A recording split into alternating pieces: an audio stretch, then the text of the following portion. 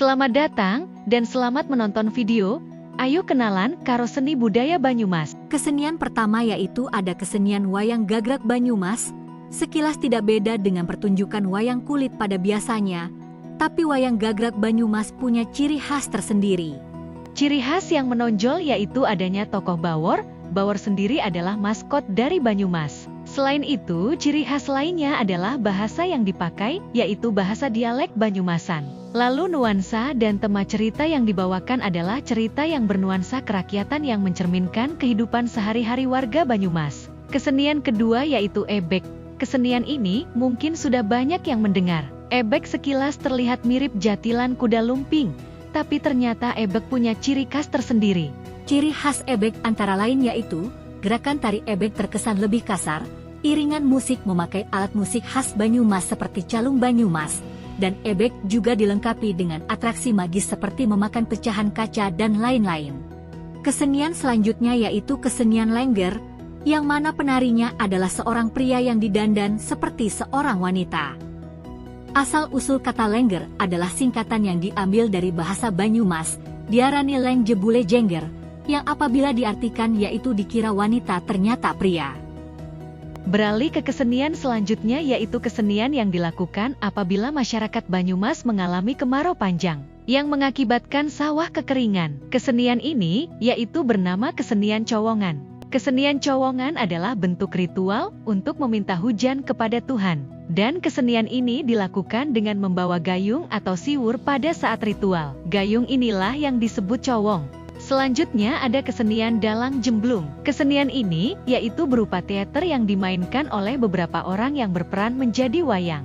Ciri khas dari kesenian ini yaitu bentuknya teater tutur lisan, lalu kesenian ini berisi tentang dongeng atau cerita.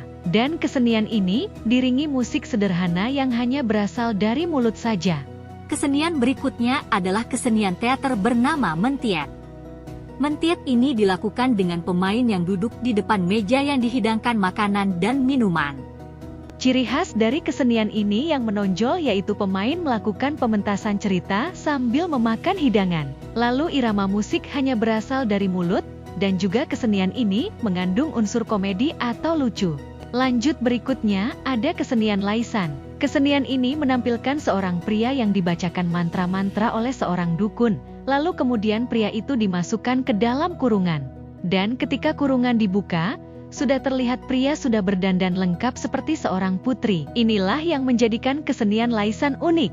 Dilanjutkan kesenian berikutnya ada lagi kesenian begalan. Kesenian ini dilakukan ketika ada acara pernikahan di wilayah Banyumas. Begalan ini dilakukan oleh dua orang yang berperan sebagai pembegal, dan orang yang dibegal dengan membawa alat rumah tangga tradisional yang dipikul. Hal ini menjadi pesan untuk perjalanan rumah tangga yang baik bagi pengantin.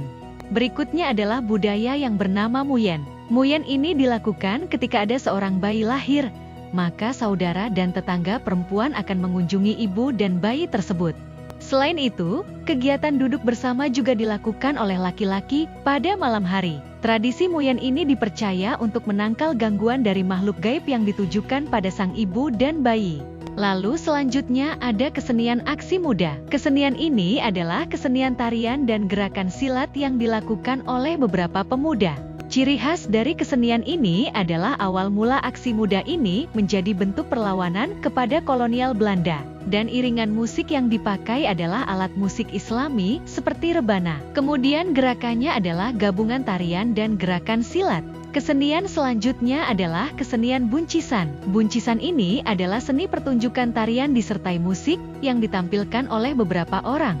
Ciri khas dari buncisan ini adalah penari akan menari sambil membawa alat musik tradisional, dan biasanya alat musik dipakai antara lain yaitu angklung, kendang, dan gong bumbung.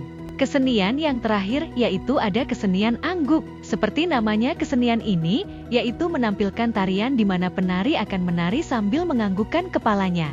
Dalam kesenian angguk juga ada istilah dadi yang menjadikannya unik, dan istilah ini menekankan pada kontrol dan kesadaran tubuh para penari.